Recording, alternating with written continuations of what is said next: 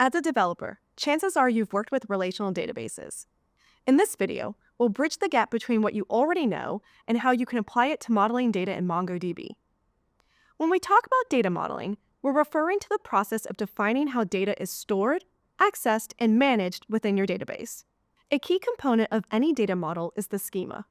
The schema is the blueprint for how the data is organized in the database. Designing any schema involves gathering system requirements and mapping the entities and their relationships. You are probably familiar with data modeling and schema design for relational databases. The relational model organizes data into rows and columns within a series of interlinked tables. This model requires an explicit, predefined schema where rules and constraints are applied to the entire database. This means that any future schema changes can require an extensive migration process. Modeling data in relational databases requires precision in order to normalize the data. Let's briefly look at an example of this using a bookstore application. To model the book's metadata for our online bookstore, we would need a table for books and the related information, including their author. However, authors can have more than one book, and in our example, one book only has one author. To avoid having duplicated data in our table, we need a separate author table, with the book table referencing the author by ID. In relational databases, these identifiers are called primary and foreign keys.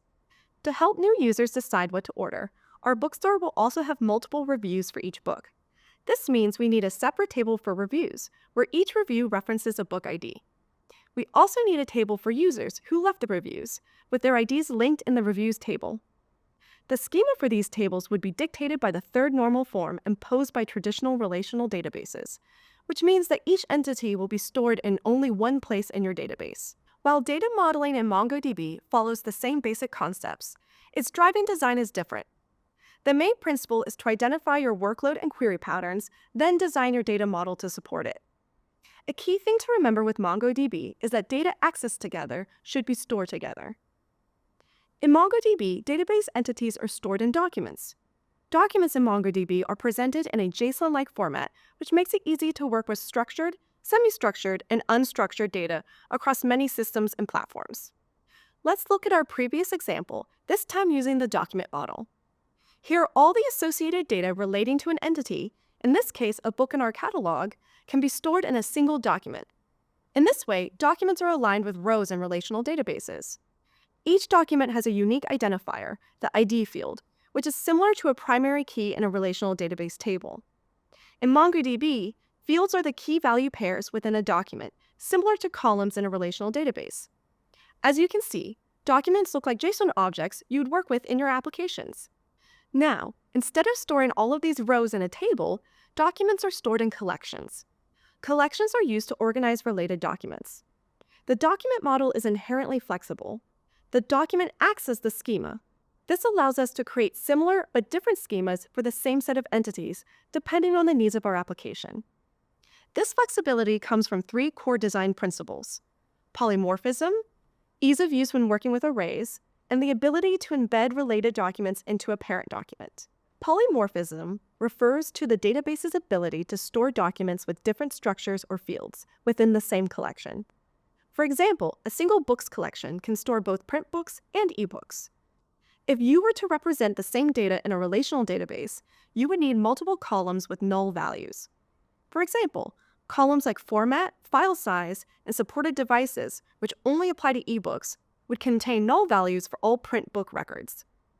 This approach creates issues in terms of storage and makes it difficult to adapt to changing requirements. Arrays in MongoDB are a powerful tool for flexibility as well. The value of a field in a document can be an array of values, which can themselves be documents. Let's look at our book document again. We now notice the genre field is an array of strings. This flexibility allows us to embed different entities directly within a document, rather than distributing them across multiple collections or tables. This simplifies query logic and optimizes performance. Finally, embedding allows you to store documents within parent documents to represent relationships and complex hierarchies. Let's say we want to access the top 2 reviews for our book document when queried. We can simply embed them as subdocuments. Now, if we wanted to query all books with reviews by the user Jess, we would run this single database operation to retrieve the titles. It looks like our user Jess reads a lot of science fiction. Compare the same operation to SQL in a relational database. You would need multiple costly join operations across 4 tables to perform a similar query. The returned results would also be in a less natural, tabular format due to the inability of the relational database to natively support arrays for genres or reviews. The document model also makes it possible to normalize data by referencing other documents from a main document. This is similar to the normalized data model you're familiar with in SQL.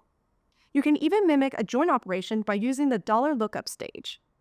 The key point here is that in MongoDB, you're not constrained to one way of storing data and creating relationships. You can choose to normalize some data, embed other data that will be accessed together, or use any combination of storage methods that makes sense for your application.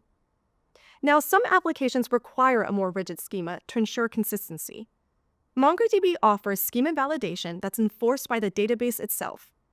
You can define rules and constraints, much like in a relational database, to keep your data clean and consistent. The validation occurs directly in the database, no matter which application or user is accessing it. Schema validation also works with polymorphic collections and embedded documents. Getting up to speed with MongoDB is a small leap if you're used to working with a relational database. With a slight mindset shift, you can start taking full advantage of the document model's flexibility. Let's quickly recap what we covered in this lesson. MongoDB's document model stores data in key value pairs, similar to a JSON object. A document is similar to a row in a relational model. Groups of similar documents are stored in collections. This is like a table in relational databases. MongoDB has a flexible schema. Documents in the same collection can have different fields or take different shapes. This is referred to as polymorphism. MongoDB also supports arrays and embedding documents within a parent document. Finally, we discussed the golden rule of MongoDB. Data that is accessed together should be stored together. This allows queries to be completed in one operation and reduces the need for expensive join operations. As you develop your skills in data modeling with MongoDB, you'll learn how to model relationships, when to normalize or embed data, and how to benefit from MongoDB's tested schema design patterns to find the right approach for your workload.